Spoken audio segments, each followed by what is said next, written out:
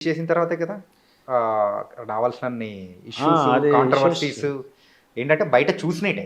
అయినా అవును. కానీ అది సినిమాల్లో పెట్టడం వల్ల మీరు ఆ మూవీకి ఎఫెక్ట్ అయింది. దాంతో పాటు కూడా ఎన్నో న్యూస్ ఛానెల్స్ ఆ ఇంటర్వ్యూస్ ఇవ్వడం కానీ, ఆ ఎక్స్‌ప్లనేషన్ ఇచ్చుకోవడం అనేది కూడా చాలా వరకు జరిగింది కదా! జరిగింది చాలా వరకు. అంటే ఆ టైంలో చాలామంది మహిళలు గానీ, తర్వాత సామాజిక కార్యకర్తలు గానీ, వీళ్ళు వాళ్ళందరూ మన పీడీఎస్‌కి సంబంధించిన వాళ్ళు వాళ్ళందరూ కూడా బయటకొచ్చేసి సినిమాని బ్యాన్ జేయాలి, సినిమాని అలా చేయాలి, ఇలా చేయాలి అని చెప్పేసి అన్నారు. కానీ తర్వాత సినిమా చూసిన తర్వాత ఎవరికేం లేదు.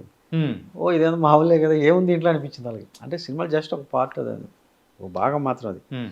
అది సినిమా రిలీజ్ అయిన తర్వాత అందరూ మరి మీద పడిపోయి సినిమాని ఆపేయాలి కదా! ఎవరేం ఆపలేదు. ఎందుకంటే సర్టిఫికేట్ ఇచ్చింది సెంట్రల్ బోర్డ్ సర్టిఫికేట్ వచ్చింది. హ్మ్. సెన్సార్ సర్టిఫికేట్ వచ్చిన తర్వాత ఎందుకంటే వాళ్ళే ఇచ్చారు కదా! వాళ్ళు చూసి ఇందులో ఏం లేదు. దీనికి ఎందుకు అనవసరంగా గోల చేస్తున్నారు. ఇలాగ ఎందుకు ధర్నాలు చేస్తున్నారు అని చెప్పేసి వాళ్ళు కూడా వదిలేసారు సినిమాని.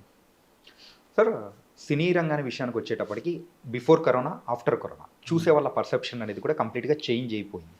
ఏంటంటే ఓల్డ్ సినిమా అనేది కూడా మనకు కూడా కొన్ని డోర్‌లు ఓపెన్ అవ్వడం వల్ల అవును. మనం మలయాళం సినిమాలు చూస్తున్నాం, తెలుగు సినిమాలు చూస్తున్నాం, కొరియన్ మనకు సంబంధం లేని తెలియని లాంగ్వేజ్‌లో మూవీస్‌లో కూడా మనం చూసి ఎక్స్‌ప్లోర్ చేస్తున్నాం. మీరు ఎప్పుడైనా అనుకున్నారా? అరే! నేను తీసే స్టోరీస్ అప్పుడు కాకుండా ఇప్పుడు వచ్చినుంటే ఇంకా బావుండేది అని. ఎందుకంటే ఇప్పుడు వాళ్ళ అంటే ప్రేక్షకుల మైండ్